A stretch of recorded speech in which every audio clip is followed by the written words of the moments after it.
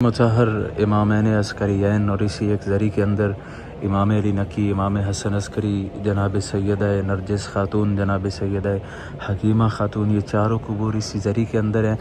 آج میں آپ کو زیارت کرواتا ہوں مقام غیبت کی، وہ مقام جہاں سے سرکار حجت نے اپنی غیبت کا آغاز کیا، اور بالخصوص جب امام زمان کی اس دنیا میں آمد ہوئی تو 5 سال کا وہ پیریڈ جو امام زمان نے اپنے پدر بزرگوار امام حسن عسکری علیہ السلام کے زیر سایہ گزارا تھا، وہ 5 سال امام نے اسی سرداب میں گزارے۔ تو ایک لمحے کے لیے آپ تصور کریں وہ عظیم مقام جہاں سرکار حجت کی پرورش ہوئی، 5 سال جس جگہ پہ امام زمان رہے، اور اس کے بعد غیبت کے زمانے میں علم اللہ کے پاس ہے، نہ جانے کتنا عرصہ امام نے وہاں پہ قیام کیا۔ یہ مولا کی ذریعے کی آپ نے زیارت کی، یہاں سے آپ سیدھا باہر نکلیں یا یہاں سے ہی ادھر آ جائیں، یہ سارے راستے سرداب کی طرف جاتے ہیں۔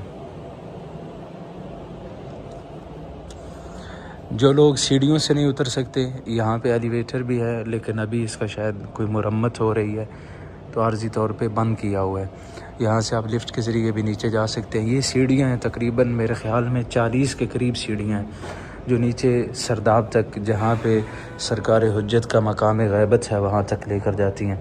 لبیک یا مہدی، امام زمان کے ظہور میں تعجیل کی دعا کرتے رہیں، ساتھ ساتھ پروردگار یوسف زہرا امام زمان کے ظہور میں تعجیل عطا فرمائے، ہماری ان گناہگار آنکھوں کو پروردگار یوسف زہرا کا دیدار نصیب فرمائے۔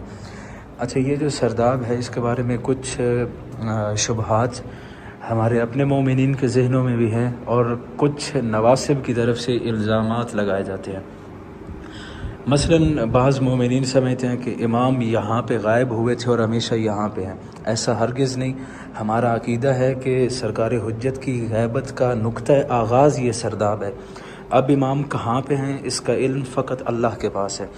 جیسے جناب یوسف اپنے بھائیوں سے غائب ہوئے تھے، وہ مصر میں حاکم بنے ہوئے تھے، بھائیوں نے انہیں کنویں میں پھینکا، ان کی غیبت کا جو نقطہ آغاز تھا وہ کنواں تھا، اللہ نے انہیں مصر کا بادشاہ بنا دیا۔ اسی طرح امام زمان کی غیبت کا نقطہ آغاز یہ سرداب ہے۔ اس کے بعد امام کہاں پہ ہیں اس کا علم اللہ کے پاس ہے، یہ سرداب ہے۔ نیچے پورے حرم کے نیچے ہی اب تو بیسمنٹ بنی ہے، سرداب عربی زبان میں کہتے ہیں بیسمنٹ کو۔ اور عراق میں آپ نے دیکھا ہوگا جتنے بھی گھر ہیں تقریباً ہر گھر میں ایک بیسمنٹ ہوتی ہے، کیونکہ گرمی سردی دونوں موسم یہاں بہت سخت ہوتے ہیں، تو گرمی اور سردی کی شدت سے بچنے کے لیے لوگوں نے اپنے گھر میں ایک بیسمنٹ بھی بنایا تھا۔ اچھا، سرداب کی 2 زیارتیں ہیں۔ ایک زیارت ہے یہ السلام علی الحق الجدید والعالم الذی علمہ لا یبید، یہ زیارت ہے مخصوص سرداب کی۔ دوسری زیارت آل یاسین السلام علی آل یاسین السلام علیک یا داعی اللہ و ربانی آیات، یہ دونوں زیارتیں آپ پڑھ سکتے ہیں۔ اچھا، بہتر ہے یہاں پہ آپ جب اذن دخول پڑھتے ہیں سرداب کے لیے تو یہاں پہ یہ سرداب والی زیارت پڑھیں، اور اندر جا کے مقام غیبت کے پاس آپ زیارت آل یاسین پڑھیں گے۔ میں اپنے طور پہ آپ کو کہہ رہا ہوں دونوں زیارتیں یہاں پہ پڑھیں۔ پھر اس کے بعد سرداب کے آداب ہیں، جب آپ سرداب میں داخل ہو رہے ہوتے ہیں سرداب کے دروازے پہ رکیں، اذن دخول طلب کریں، ٹھیک، اذن دخول لینے کے بعد آپ اندر داخل ہوں۔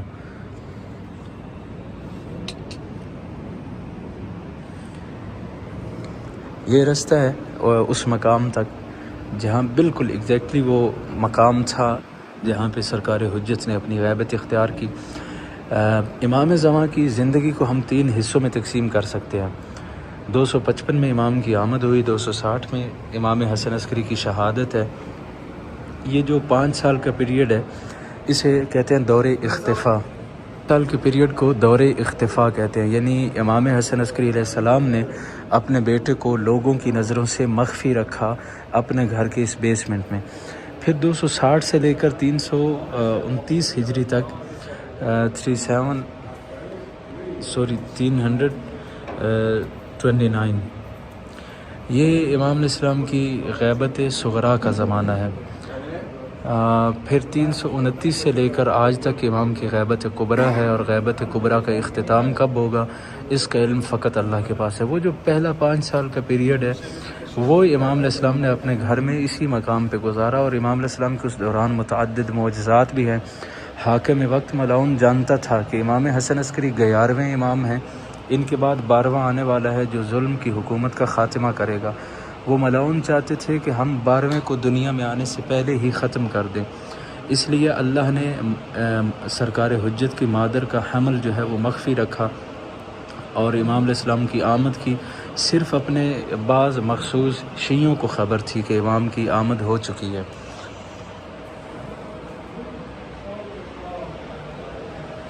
جیسے حضرت موسیٰ کی ولادت کے آثار ظاہر نہیں ہوئے تھے، ویسے ہی سرکار حجت کی آمد کے آثار بھی ظاہر نہیں ہوئے تھے، اور جب مولا کی آمد ہو چکی تو امام نے اپنے بیٹے کو اسی سرداب میں اپنے گھر میں اسی مقام پہ رکھا۔ سلام اللہ علیک یا بقیت اللہ، السلام علیک یا خلیفۃ الرحمن، السلام علیک یا صاحب الزمان، السلام علیک یا شریک القرآن۔ میرے مولا امام زمان آپ سب کا سلام اپنی بارگاہ میں قبول فرمائیں۔ پروردگار امام زمان کے ظہور میں تعجیل عطا فرمائے۔ اچھا، جب رش کے دن ہوتے ہیں تو رش کے دنوں میں وہاں سے اس سائڈ سے دخول ہے سرداب میں، اور اس سائڈ سے ایگزٹ ہے، لیکن عام دنوں میں آپ اس سائڈ سے بھی آ سکتے ہیں۔ یہ حصہ آپ دیکھ رہے ہیں، یہاں پہ جب داعش کے ملعونوں نے حرم سامرہ کی تخریب کاری کی تھی تو یہ سارا حرم ان ملعونوں نے ویران کر دیا تھا۔ یہ حصہ ابھی اس علامت کے لیے انہوں نے باقی رکھا ہوا ہے کہ دیکھیں آپ کیسے انہوں نے، یہ نیچے مرمر لگا ہوا ہے، سنگ مرمر ہے، لیکن دیکھیں کیسے انہوں نے توڑ پھوڑ سارا جو ہے وہ جب تخریب کاری کی تھی ان ملعونوں نے، تو یہ حصہ بس جب زائر یہاں پہ آئیں یہ دیکھیں تو انہیں یہ ذہن میں رہے کہ سامرہ حرم جو ہے وہ کن کن مظالم کو سہ چکا ہے۔ تو یہ سارا حصہ اس لیے ابھی انہوں نے مرمت نہیں کیا، بس زائرین کے وہ یاد باقی رہے اس لیے باقی رکھے ہوئے۔ ویسے سامرہ حرم جو اس وقت بہت خوبصورت بنا دیا گیا ہے، یعنی دیکھیں جس گنبد کو مسمار کیا گیا تھا، جس گنبد کو خراب کیا گیا تھا، اس وقت جتنے بھی ایشیا کے جتنے بھی اسلامی گنبد ہیں، نہ صرف ائمہ کے، پورے ایشیا میں جتنے بھی اسلامی گنبد ہیں، سب سے بڑا گنبد امام حسن عسکری علیہ السلام، امام علی نقی علیہ السلام کے حرم کا ہے۔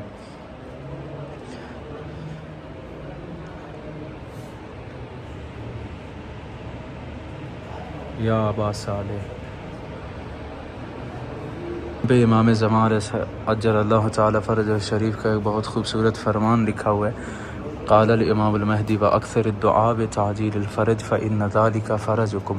امام زمان ارشاد فرماتے ہیں سب سے زیادہ دعا میرے ظہور میں تعجیل کے لیے کرو، اس لیے کہ میرے ظہور ہی آپ کی سارے دکھوں اور مصیبتوں کا علاج ہے۔ پروردگار امام زمان کے ظہور میں تعجیل عطا فرمائے، ہماری ان گناہگار آنکھوں کو یوسف زہرا کا دیدار نصیب فرمائے۔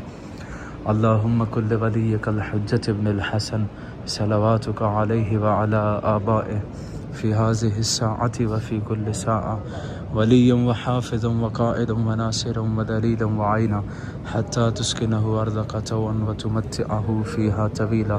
اللہم عجل لولیک الفرج، اللہم عجل لولیک الفرج۔ آخر میں زیارت آل یاسین کے چند جملے آپ سب کی نیابت میں پڑھتا ہوں۔ سلام علی آل یاسین، السلام علیک یا داعی اللہ و ربانی آیاتہ، السلام علیک یا باب اللہ و دیان دینہ، السلام علیک یا خلیفۃ اللہ و ناصر حقہ، السلام علیک یا حجت اللہ و دلیل ارادتہ، السلام علیک یا تالیہ کتاب اللہ و ترجمانہ، السلام علیک فی آناء لیلک و اطراف نہارک، السلام علیک یا بقیت اللہ فی ارضہ، السلام علیک یا میثاق اللہ الذی اخذہ ووقد، السلام علیک یا وعد اللہ الذی ضمن، السلام علیک ایہا العلم المنصوب والعلم المسبوب والغوث والرحمت الواسع وعدا غیر مکذوب۔ زیارت آپ خود مکمل کریں، اس کا سکرین شاٹ لے لیں، جیسے بھی یہ زیارت آپ خود ایک دفعہ تفصیل سے پڑھیں۔ میں ابھی اوپر زری کی جانب جا رہا ہوں، وہاں آپ سب کی جانب سے وہ مومنین جو معرفت کربلا کے اس پلیٹ فارم سے جڑے ہیں اور دعا اور زیارت کے لیے حکم کرتے ہیں، ان سب کی نیابت میں امام زمان کی بارگاہ میں یہ زیارت تلاوت کرتا ہوں۔ میرے مولا آپ سب کو اپنے گھر کی زیارت نصیب فرمائیں۔